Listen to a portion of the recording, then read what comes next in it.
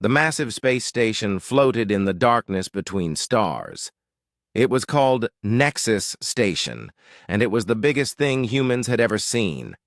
The station was home to the Galactic Council, where alien races from across the galaxy made important decisions. Today, something special was happening. For the first time in 50 years, humans were coming to visit. Kim Dae-ho sat quietly in his small ship as it moved toward the station. He wore a simple black suit and carried only a briefcase. He looked like any normal businessman from Earth except for his eyes.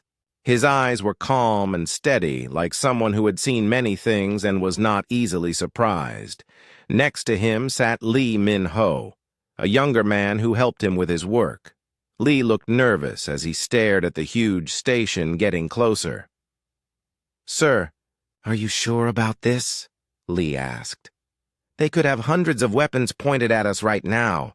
Dae-ho smiled softly. "Of course they do. But we are here to talk, not fight." Behind them, Park So-ra controlled the ship from the pilot's seat. She was a woman with short hair and quick hands. She had flown ships for many years and knew how to stay calm under pressure. "Nexus Station is asking us to follow their guide ships," she said. "Should I do what they say?" "Yes," Dae-ho replied. "We follow their rules while we are here." As their small ship moved closer, they could see the station better.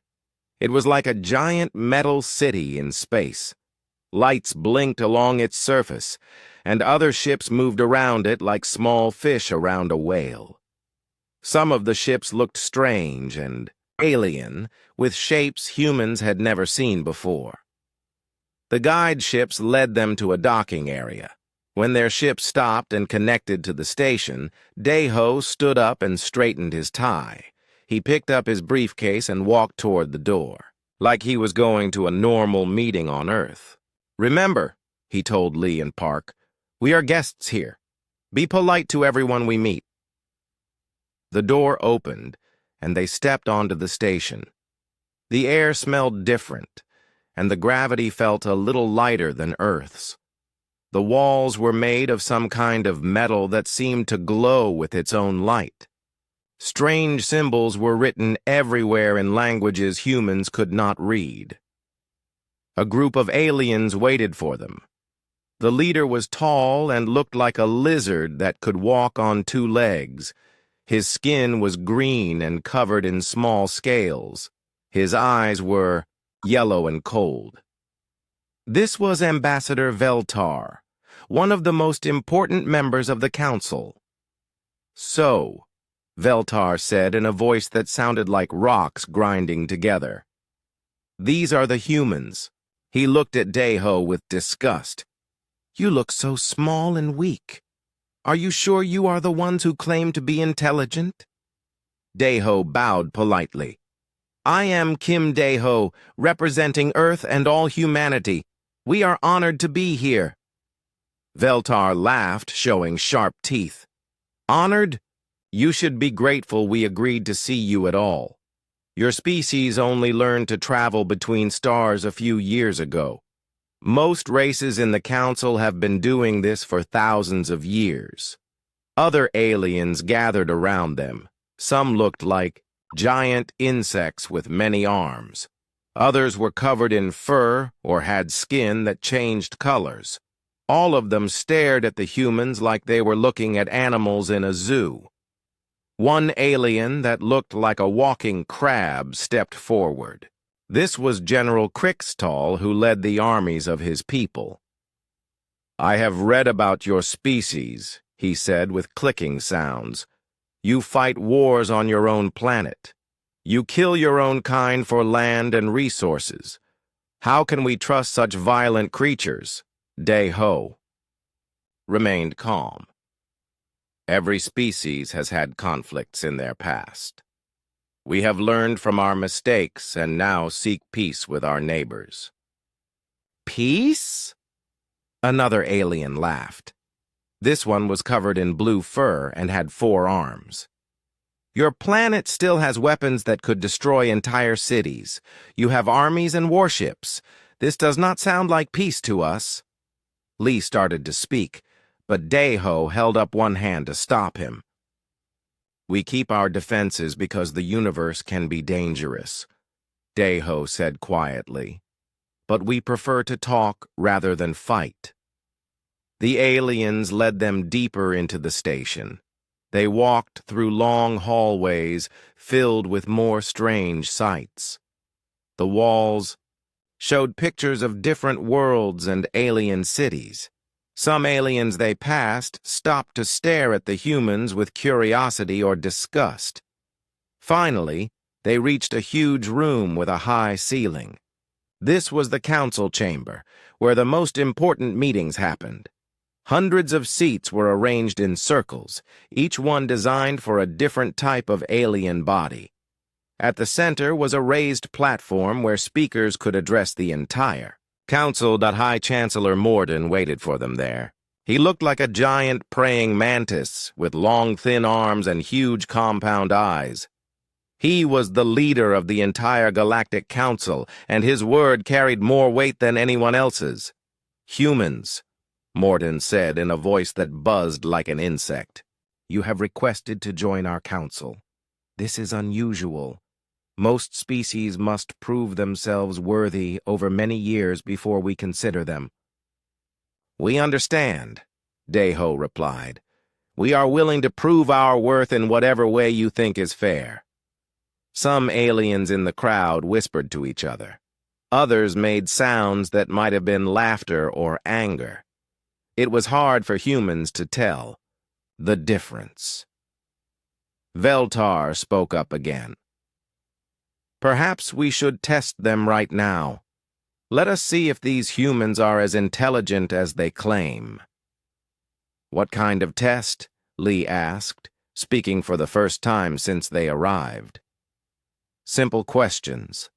Another alien said, "This one looked like a walking tree with many branches for arms.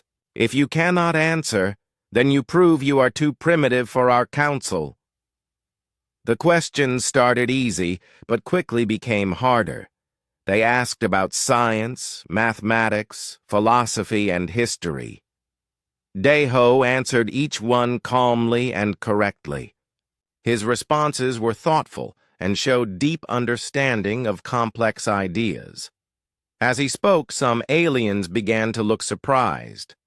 They had expected the human to fail quickly, but he seemed to know as much as any council member. "Interesting," Morden buzzed. "Perhaps these humans are not as primitive as we thought." But Veltar was not satisfied. "Intelligence is not enough," he said angrily. "They are still violent predators. I have seen reports of their wars and conflicts." "How can we trust them?" "Trust must be earned," Daeho agreed. "We hope to do that over time." The meeting continued for several hours. Different aliens asked questions or made statements about humanity. Some seemed interested in learning more, while others remained suspicious and hostile. Throughout it all, Daeho remained perfectly calm. He answered every question honestly and treated even the rudest aliens with respect. Lee and Park stayed quiet, letting their leader handle the difficult situation. Finally, Morden called for the session to end. "We will consider what we have learned today," he announced.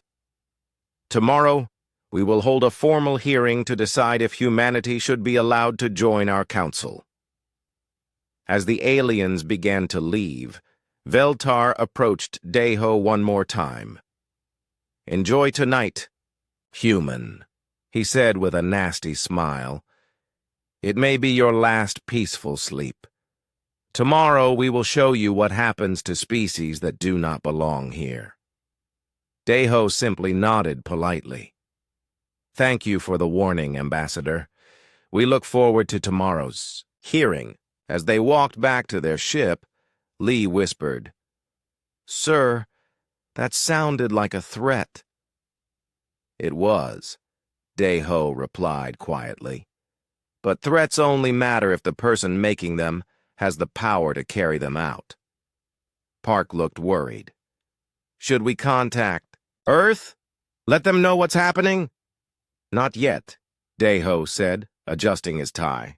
Let's see what tomorrow brings first.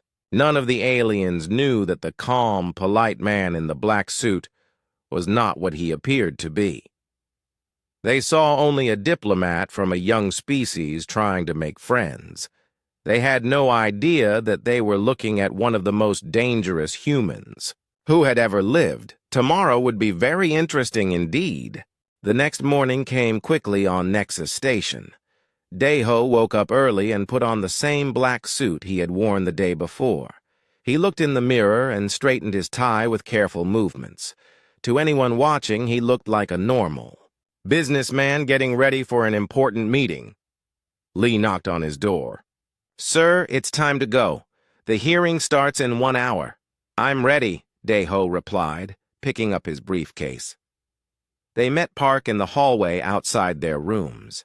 She had been watching the security cameras all night and looked tired. The aliens have been talking about us, she said quietly. I don't think all of them want us to join their council. That's normal, Daeho said. Change is hard for everyone, even aliens. They walked through the station toward the council chamber. More aliens stared at them today than yesterday. Word had spread that humans were asking to join the council, and many species wanted to see these strange new visitors for themselves. When they reached the chamber, it was already full. Hundreds of different aliens sat in their special seats, talking in dozens of languages that sounded like music, grinding rocks or buzzing insects.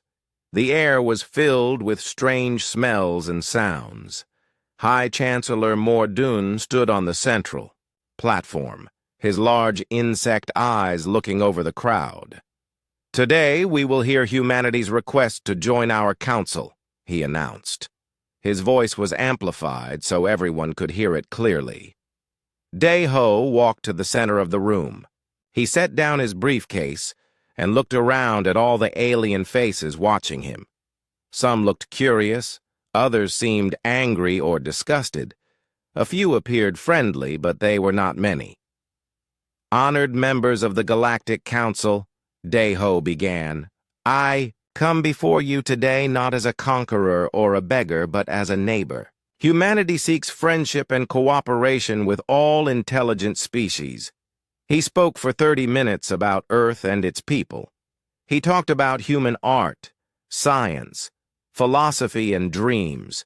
He described how humans had learned to work together despite their differences. He explained their desire to explore the stars and meet new forms of life. Many aliens listened carefully to his words. Some even seemed impressed by what they heard. But others whispered among themselves or made rude noises to show their displeasure. When Daeho finished speaking, the questions began. Ambassador Veltar was the first to stand up. You speak pretty words, the lizard-like alien said. But words are cheap. Your species has a history of violence and war. How do we know you won't bring that violence to space? All species have had conflicts, Daeho replied calmly. What matters is that we learn from our past and choose to do better in the future. General Krickstall clicked his claws together loudly. We have studied your planet's history. You have fought wars for thousands of years. Even now, your world has armies and weapons. This does not look like a peaceful species to us. We maintain defenses because we must protect ourselves, Daeho said. But we prefer diplomacy to warfare whenever possible. A new alien stood up to speak. This one looked like it was made of living water, constantly flowing and changing shape. The Vorthan Collective has concerns, it said in a voice like waves on a beach. Humans are apex predators on their world. Every other intelligent species we know evolved from prey animals or plant eaters. Predators cannot be trusted. Murmurs spread through the crowd. Many aliens nodded their heads or made sounds of agreement. This was clearly something they had discussed before the humans arrived. Another alien joined the conversation. This one had blue fur and 4 arms, and represented a species called the Zephyrians. Our scientists have studied human biology, it said. You have forward-facing eyes for hunting, sharp teeth for eating meat, and fast reflexes for catching prey. These are not the traits of a peaceful species. Daeho remained calm despite the growing hostility in the room. Physical traits do not determine behavior, he said. Intelligence allows any species to choose how they act, regardless of their biology. But the attacks on humanity continued. Alien after alien stood up to list reasons why humans should not be allowed to join the council. They called humans violent, untrustworthy, primitive, and dangerous. Some used words that were clearly insults, even though the translation devices tried to make them sound polite. Through it all, Daeho stood quietly and answered every question with patience and respect. He never raised his voice or showed anger, even when the aliens said terrible things about his species.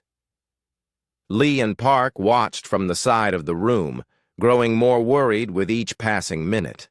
The hearing was not going well, and they could see that most of the council had already decided against humanity. Finally, High Chancellor Morden called for order. We have heard much discussion today, he buzzed. Before we vote, there is one more matter to address. He gestured toward a section of the chamber where a new group of aliens sat.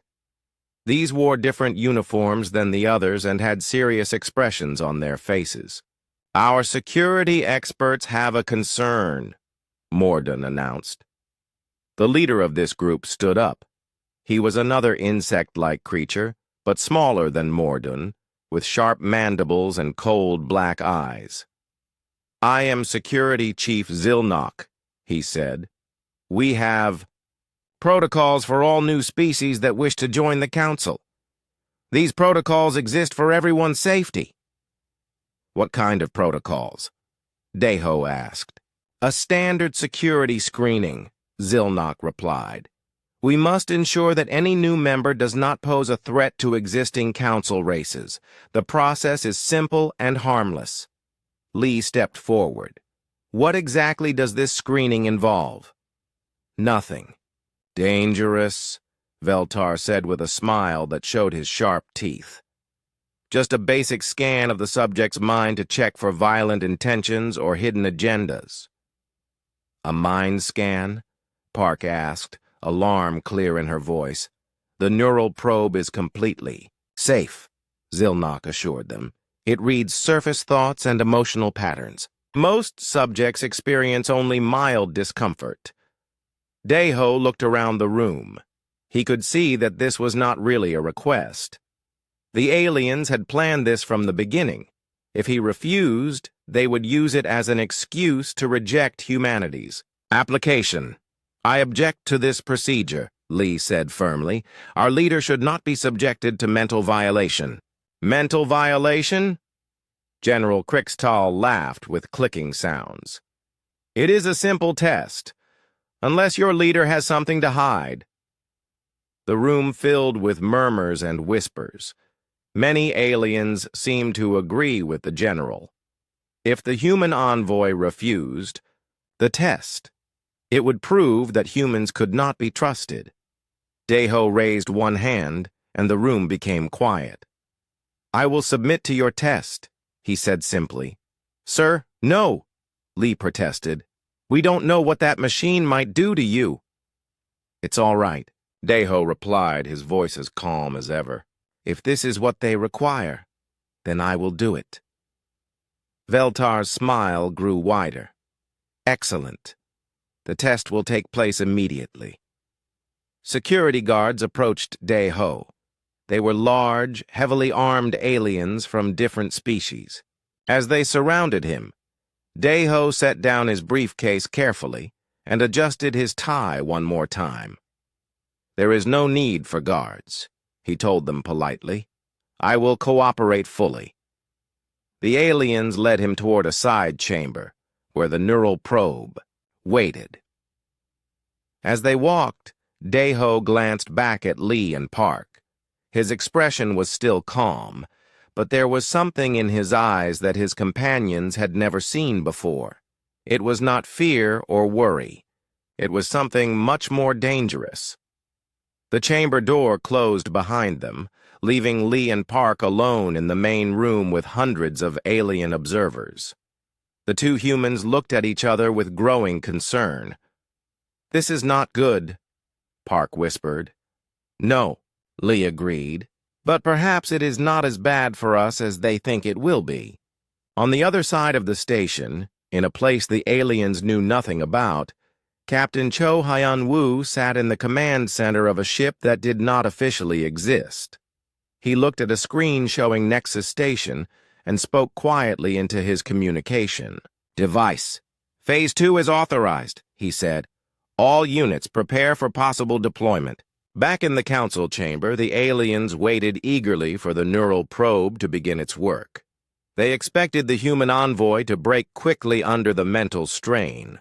Most species could not handle the probe for more than a few minutes before. Their minds cracked. They had no idea what they were about to discover about the calm man in the black suit. The test was about to begin, and nothing would ever be the same. The testing chamber was small and cold. Strange machines lined the walls, blinking with lights that hurt human eyes to look at directly. In the center of the room sat a chair that looked more like a torture device than medical equipment. Daeho walked to the chair without hesitation.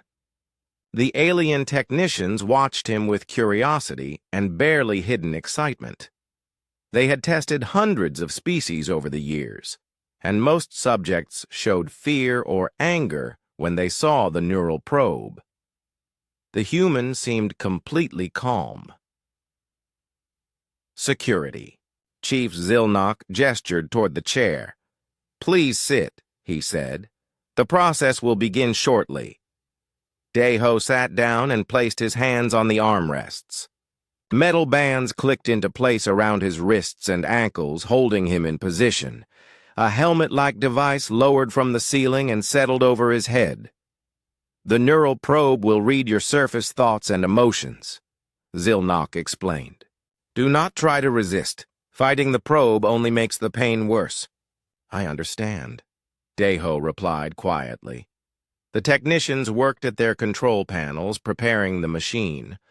One of them, a small alien with gray skin and large black eyes, looked at his readings with surprise. "His heart rate is normal," the technician reported. "No signs of stress or fear?" "Impossible," another technician said. "Every subject shows fear before the probe begins. It's a natural response." Zilnok studied the readings on his screen. The human's vital signs were steady and calm, like someone taking a nap rather than facing a mental invasion. "Begin the probe," Zilnok ordered. The machine hummed to life. Energy flowed into the helmet, sending invisible signals into Daeho's brain. The probe was designed to break down mental barriers and expose a subject's deepest thoughts and memories. 4. The first few minutes, everything seemed normal. The technicians watched their screens as the probe began its work. They expected to see the usual pattern: rising stress levels, mental resistance, and then eventual breakdown as the subject's mind was overwhelmed. But something was wrong. Daeho's vital signs remained steady. His breathing was slow and regular. His heart beat at the same calm pace it had maintained since he sat down. "Increase power," Zilnok ordered. The probe's intensity doubled, then tripled. Most aliens would be screaming by now, begging for the test to stop. But Deho sat silently, his face showing no pain or distress.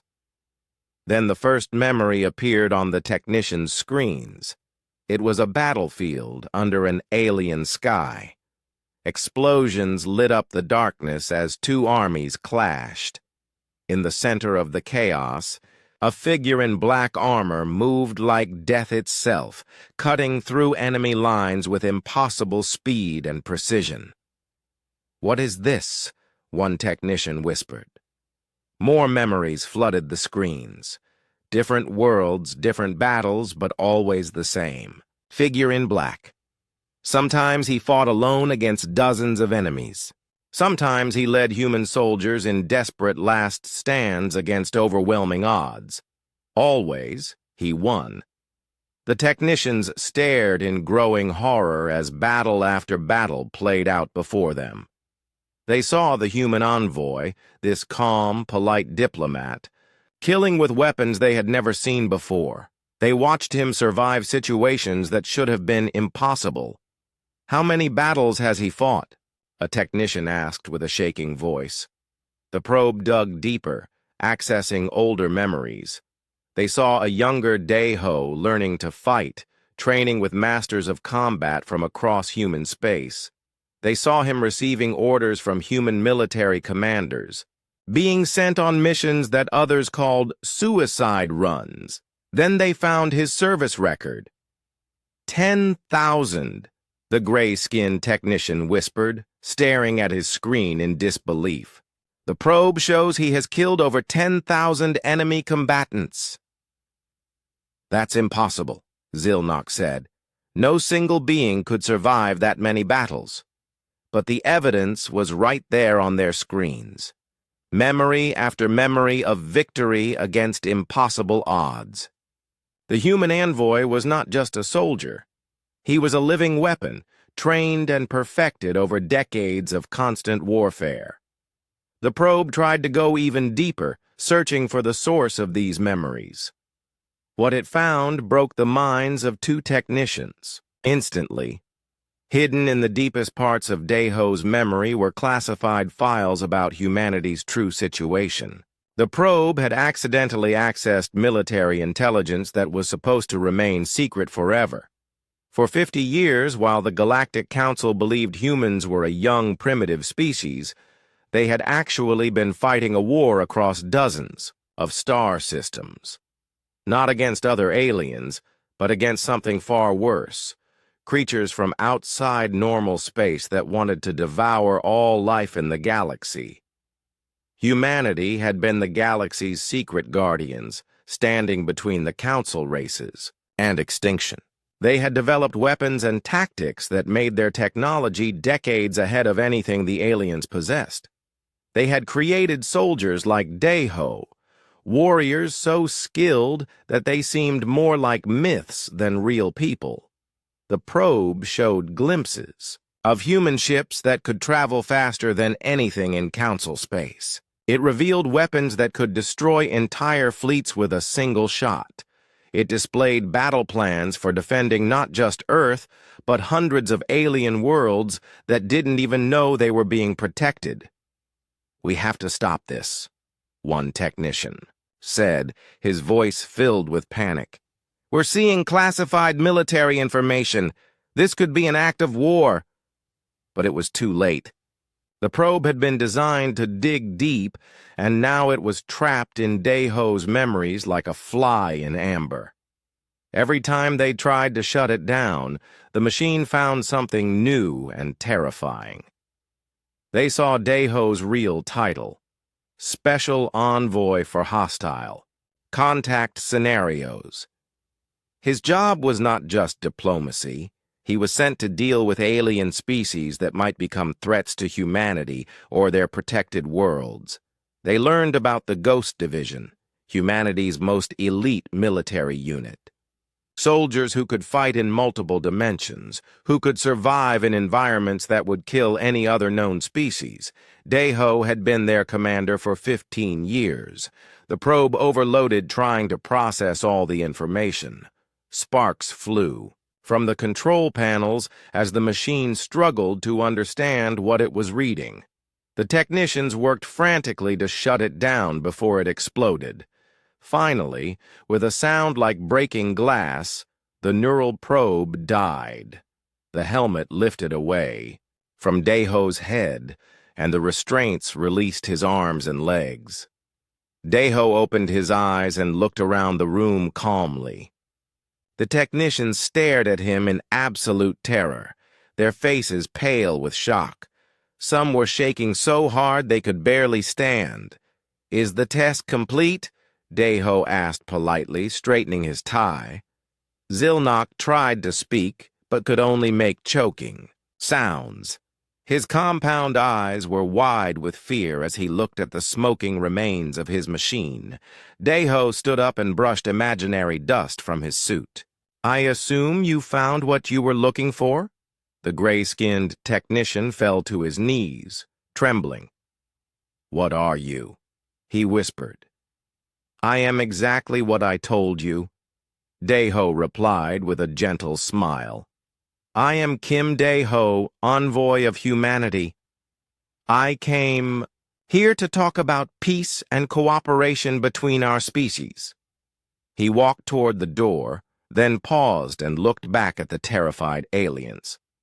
"I hope the test results will help the Council make their decision." As he left the chamber, Daeho could hear one of the technicians vomiting in the corner. Another was crying softly, while staring at the broken screens that had shown humanity's deepest secrets. In the main council chamber, Lee and Park waited nervously for their leader's return. They had been hearing strange sounds from the testing area, electrical discharges and what sounded like machinery breaking down. When Daeho walked back into the chamber, he looked exactly the same as when he had left. His suit was neat, his tie was straight, and his expression was calm and pleasant. But something had changed in the room. Several alien council members were talking urgently into communication devices. Others looked worried and confused. A few stared at Daeho with expressions that might have been fear. Security Chief Zilnok stumbled into the chamber a few minutes later, his usually perfect uniform disheveled and his hands shaking. He approached High Chancellor Mordun and whispered something that made the insect leader's antennae twitch violently. Mordun looked at Daeho with new eyes. The test is complete," he announced to the chamber. "We will need time to review the results before making our decision." "Of course," Daeho replied politely. "Take all the time you need."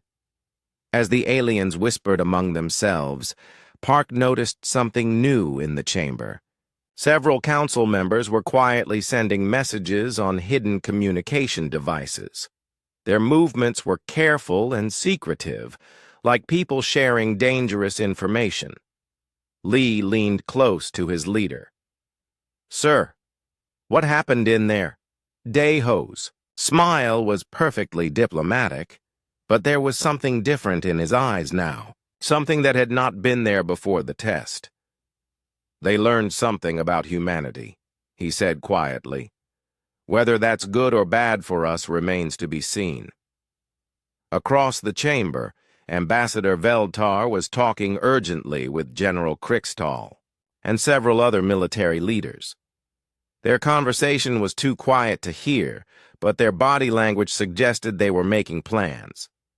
The test was over, but Daeho had the feeling that the real challenge was just beginning. The council chamber buzzed with nervous energy as the aliens whispered among themselves. Hours had passed since the neural probe test, and the results had spread through the station like wildfire. Some council members looked terrified. Others seemed angry, and a few appeared confused about what to do next. High Chancellor Mordun finally called for order. His large insect eyes swept across the assembled aliens before settling on Daeho, who stood calmly in the center of the room with his hands folded behind his back. "We have reviewed the test results," Mordun announced, his voice carrying a strange, tension. The information we discovered was unexpected. Daeho nodded politely. I hope it helps you make an informed decision about humanity's application. Ambassador Veltar stood up abruptly, his scales seeming to shimmer with anger. Informed? You dare speak of being informed when you have been lying to us from the beginning. I have never lied to you, Daeho replied calmly. I answered every question truthfully. But you did not tell us the whole truth. General Krixtal clicked, his claws together aggressively. You presented yourselves as a young, peaceful species seeking friendship. You said nothing about your military capabilities or your secret wars. Other aliens began to shout their agreement. The chamber filled with angry voices in dozens of different languages. Some called humans liars and deceivers. Others accused them of being spies or infiltrators. Through it all, Daeho remained perfectly still. Lee and Park moved closer to their leader, but he gestured for them to stay calm. We told you what you needed to know, Daeho said when the noise died down. Humanity seeks peace and cooperation with all intelligent species. Peace? Veltar laughed harshly. Your probe results show you have been fighting wars for decades. Wars you never told us about. How can we trust a species that keeps such secrets? Some information must remain classified for everyone's safety, Daeho replied. I'm sure your own species have military secrets they do not share with strangers. Morden's antenna twitched nervously. The council has voted, he announced. By a margin of 412 to 37, we reject humanity's application for membership. Lee started to protest, but Daeho held up one hand to stop him. We respect your decision, Daeho said simply. May we ask what happens now? Veltar's eyes gleamed with malicious satisfaction. Now you leave our space and never return. Humanity is declared a potential threat to galactic peace. Any human ships found in Council territory will be destroyed without warning. That seems extreme, Park said, speaking for the first time during the hearing. Extreme? General Krixtal stood up, his armored shell clicking. We have learned that humans are apex predators with advanced military technology who have been lying to us about their true nature. How is protecting ourselves extreme? The temperature in the room seemed to drop as more aliens joined the hostile voices. What had started as a rejection was quickly becoming something much worse. Furthermore, Veltar continued, we cannot allow you to leave with the knowledge you have gained here. You have seen our station, our defenses, our technologies. This information could be used against us. Daeho's expression did not change, but Lee and Park both tensed. What are you suggesting? Daeho asked quietly. I am suggesting that humanity has proven itself too dangerous to exist, Veltar said with a cruel smile. The probe showed us what your species is capable of. We cannot allow such predators to spread across the galaxy. Security Chief Zilnok stood up from his position near the chamber entrance. Despite his obvious fear of Daeho, he seemed determined to follow orders. By order of the Galactic Council, you are all under arrest for espionage and threat assessment. Armed guards began moving into the chamber. They came from all directions, carrying energy weapons and wearing heavy armor. There were dozens of them, representing different alien species but all working together to surround the three humans. Sir, Lee whispered urgently, we need to contact Earth immediately. No need, Daeho replied softly. His voice was still calm, but something had changed in his posture. He stood a little straighter, and his hands moved away from his back to hang loosely at his sides. "You cannot arrest diplomatic envoys," Park protested. "We came here under a flag of peace." "Peace," Veltar spat. "You came here as spies and liars. Diplomatic immunity does not apply to enemies of the state." The guards were getting closer now, their weapons aimed at the humans. Some aliens in the audience were cheering, excited to see the dangerous predators captured or killed. "Last chance," General Krixtal announced. "Surrender now, and your deaths will be quick." Deho looked around the chamber one more time. His gaze lingered on a few aliens who seemed uncomfortable with what was happening. Species that had voted in favor of humanity or had remained neutral. Then he looked at Lee and Park. "I want you both to know," he said quietly, "that I tried to do this the peaceful way." Before anyone could ask what he meant, Deho's briefcase clicked open.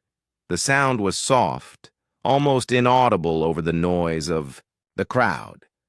But somehow it seemed to echo through the entire chamber like a gunshot. The guards hesitated, sensing that something important had just happened. Inside the briefcase was not papers or documents. Instead, it contained devices that no alien had ever seen before, human technology that was decades ahead of anything in Council space. "You have just committed an act of war against humanity," Deho said, his voice changing completely. Gone was the polite diplomat's tone. In its place was something cold and deadly that made the temperature in the room seem to drop even further. One of the devices in his briefcase activated with a soft beep. Instantly, every communication system on Nexus Station went silent. No signals could get in or out.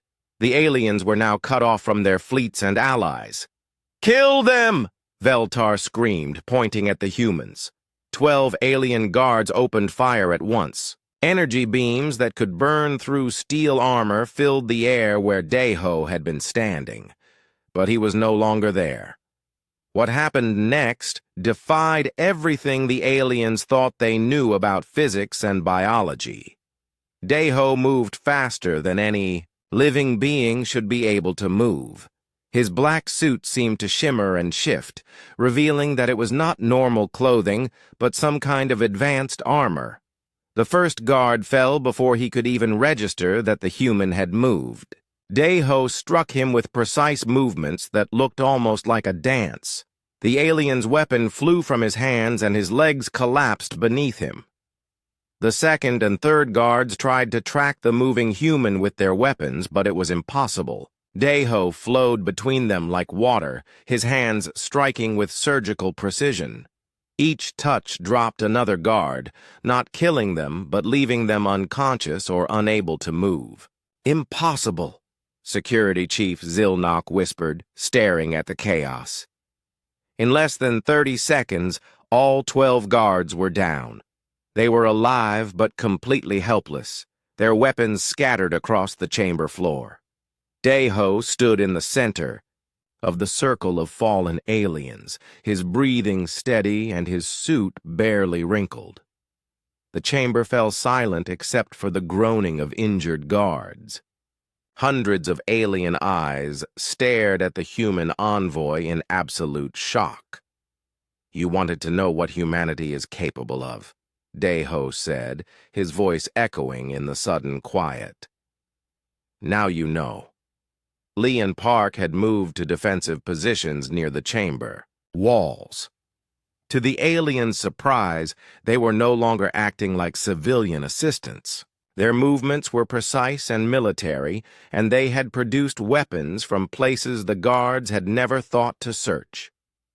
More alarms began sounding throughout the station as Deho's devices continued their work. The aliens' defensive systems were being systematically disabled by technology they could not understand or counter. "Dr. Yoon Ji-hai," Deho said, looking at Park. "How long until our friends arrive?" Park checked a device on her wrist. 30 seconds, sir." Dr. Yoon. General Crickstall stared at the woman they had thought was just a ship's pilot. You said you were Park So-ra. I am, she replied calmly. Park So-ra is my real name. Dr. Yoon Ji-hai is my professional title. I design weapon systems for the Human Defense Force. High Chancellor Mordoon tried to activate emergency protocols, but his control systems were not responding. What have you done to our station? Nothing permanent, Daeho assured him. We have simply borrowed control of your communications and defenses for a short time.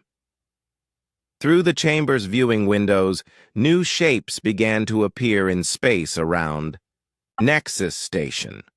Ships that had not been there moments before slowly became visible as their cloaking systems deactivated. They were human ships, but unlike anything the aliens had expected. Where Council vessels were bulky and obvious, these were sleek and deadly. They moved with perfect coordination, surrounding the station like predators circling prey. Greetings, Nexus Station, a voice said over the chamber's communication system. This is Captain Cho Hyun-woo of the Human Defense Force. You are now under our protection. Ambassador Veltar stared at the ships in horror. How many? He whispered. Enough, Daeho replied simply. You attacked a human diplomatic envoy. That is considered an act of war by our laws. However, we are still willing to discuss this peacefully. He straightened his tie and picked up his briefcase, looking once again like a polite businessman. The question now is, do you want to continue this as enemies, or shall we start over as equals? The silence in the council chamber stretched like a held breath. Outside the viewing windows, more human ships continued to appear as their cloaking systems shut down. What had seemed like empty space was now filled with sleek warships that dwarfed anything in the Council's fleet. High Chancellor Morden stared at the display screens that showed his station's defenses. Every weapon system was offline. Every shield generator had been disabled. The most secure facility in Council space was now completely helpless. How? He whispered, his compound eyes reflecting the lights of the human fleet. Daeho adjusted his tie one more time and walked calmly toward the center platform. The fallen guards groaned softly, but made no attempt to get up. They had learned what happened when someone attacked the human envoy. You asked the wrong questions, Daeho said, his voice carrying clearly through the chamber. You wanted to know if humans were violent. You wanted to know if we could be trusted. You wanted to know if we were dangerous. He paused and looked around at the hundreds of alien faces watching him with fear and fascination. But you never asked. The most important question, why would a species like humanity want to join your council? Ambassador Veltar found his voice, though it shook with terror. What do you mean? Think about it, Daeho continued. Your neural probe showed you our military capabilities. You saw our technology, our ships, our weapons. If humans wanted to conquer the galaxy, would we need anyone's permission? The truth of his words hit the aliens like a physical blow. The probe had revealed that humanity possessed technology decades ahead of Council science. Their ships were faster, their weapons more powerful, their soldiers more skilled than anything the aliens could field. Then why? General Crickstall asked, his clicking sounds subdued. Why ask to join us if you could simply take what you wanted? Dr. Yoon Ji-hee, who the aliens had known as Park So-ra, stepped forward. Because taking is not the human way. We prefer to build rather than destroy, to protect rather than conquer. Lee activated a device that projected holographic images into the air above the chamber. The aliens gasped as they saw star maps showing the true extent of human territory. For 50 years, Lee explained, humanity has been fighting a war you knew nothing about. Not against other intelligent species, but against creatures from outside normal space, things that exist only to consume and destroy. The images showed battles in deep space, human ships fighting against enemies that seemed to be made of living darkness. The aliens watched in stunned silence as they realized the scope of what they were seeing. "We call them the Devourers," Deho said. "They come from spaces between dimensions, drawn by the presence of intelligent life. Their only purpose is to feed on civilized worlds until nothing remains." More images appeared, showing devastated planets and dead star systems. The aliens could see the aftermath of battles that had raged across vast distances. "Every world in Council space has been protected," Dr. Yoon continued. "Every time the Devourers tried to break through into this dimension, human forces were there to stop them. You never knew because we made sure you never had to know." Captain Cho Hyun-woo's voice came through the communication system again. "Nexus Station, we are transmitting historical data about Devourer incursions in your territory. Please review the information carefully." The aliens' own computers began receiving files that documented hundreds of battles fought in Council space over the past 50 years. Each file showed human ships arriving to defend alien worlds from creatures that could not be reasoned with or deterred. "Impossible," Security Chief Zilnok said, studying the data streaming across his screens. "We would have detected such battles. Our technology is specifically designed to leave no traces," Deho explained. "We fight in dimensional spaces adjacent to normal reality. To you, it would appear that nothing happened. Ships might disappear for a few hours, then return as if they had never left." High Chancellor Morden's antennae twitched as he processed this information. "You're saying humanity has been protecting us in secret?" "Not just protecting," Lee said, "saving. Without human intervention, the Devourers would have consumed every intelligent species in this galaxy decades ago." The chamber erupted in confused voices as aliens tried to understand what they were being told. Some refused to believe it, while others began connecting pieces they had never understood before. "The missing ships," one alien said suddenly. "The Meridian Explorer vanished for 6 hours last year, then reappeared with no memory of what happened. And the solar flares that blocked communications with the Outer Rim colonies," another added. "They happened exactly when our deep space sensors detected unusual readings." Deho nodded. "Every time we fought the Devourers near populated systems, we had to cover our activities. We could not risk causing panic or revealing the existence of dimensional predators." Ambassador Veltar sank back into his seat, overwhelmed by the implications. "If this is true, then we owe you our lives." "You owe us nothing," Deho replied. "We did not protect you for gratitude or payment. We protected you because it was the right thing to do." Dr. Yoon activated another display showing the current distribution of human forces throughout the galaxy. Right now, there are over 2,000 human ships on patrol in Council space. They operate in shifts, maintaining constant vigilance against Devourer incursions. "But why reveal this now?" General Krixtall asked. "Why not continue in secret?" Deho's expression became serious. "Because the war is escalating. The Devourers are finding new ways to break through dimensional barriers. We need allies who understand the threat and can help us fight it. That's why you wanted to join the Council," Mordoon realized. "Not for membership benefits, but to recruit defenders." "Exactly," Lee confirmed. "Humanity cannot protect the galaxy alone forever.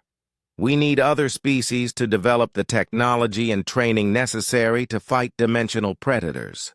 The aliens began to understand the true scope of what they faced. This was not just about human membership in their council.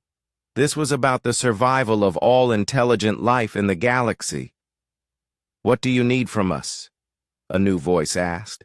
It came from Ambassador Thelos, one of the few aliens who had supported humanity's application from the beginning. "First, we need you to understand what we really are," Deho said. "The neural probe showed you that I am a soldier. What it did not show you is that every human envoy is chosen from our military's elite forces." He paused and looked directly at Veltar. "When you decided to attack me, you were not attacking a diplomat. You were attacking someone trained to fight beings that exist beyond your understanding of physics. The implications of this hit the aliens like a meteor strike. They had thought they were dealing with weak, primitive humans. Instead, they had been facing one of the galaxy's most dangerous warriors." "What is your real title?" Security Chief Zilnok asked nervously. "Special Envoy for Hostile Contact Scenarios," Deho replied. "I am sent to deal with species that might become threats to humanity or our protected worlds. My job is to determine whether diplomacy is possible or if other measures are necessary." Major Kang Soo-jin materialized in the chamber as her personal cloaking device deactivated. She had been there the entire time, invisible and ready to act if needed. The aliens jerked back in surprise, realizing that human soldiers had been among them all along. "How many?" Veltar asked weakly. "Enough," Major Kang replied simply. "We have been monitoring this station for weeks. Every potential threat has been identified and neutralized if necessary." High Chancellor Morden stood slowly, his insect legs trembling. "What happens now?" Deho straightened his suit jacket and picked up his briefcase again. To the aliens, he looked exactly like the polite diplomat who had first arrived at their station. But now they knew the truth about what lay beneath that calm exterior. "Now you have a choice," he said. "You can continue to see humanity as a threat and force us to protect you from a distance. Or you can accept us as partners and help us defend the galaxy together." "If we refuse?" General Krikstal asked. "Then we continue as we have for 50 years, Dr. Yoon answered. "Fighting alone, protecting species that will never know they were in danger, but the cost grows higher each year and eventually we may not be enough." The chamber fell silent as the aliens considered their options. They could reject humanity and return to their ignorant peace, never knowing how close they came to extinction on a daily basis. Or they could join the war and help defend everything they held dear. Ambassador Thelos was the first to speak. "The Aquatic Federation accepts humanity as our protectors and allies," he declared. "We wish to learn how to fight these devourers ourselves." Other voices began to join his. One by one, alien species that had opposed humanity minutes before now pledged their support to the war effort. Finally, High Chancellor Morden spoke for the entire Council. "By unanimous vote, the Galactic Council accepts humanity not as members, but as our leaders in the defense of all civilized life." Deho smiled, and for the first time it reached his eyes. "Then let us begin." As the human ships took up protective positions around Nexus Station, the aliens finally understood what they had witnessed. They had not met a diplomat that day. They had met death in a suit and learned that sometimes death was on their side.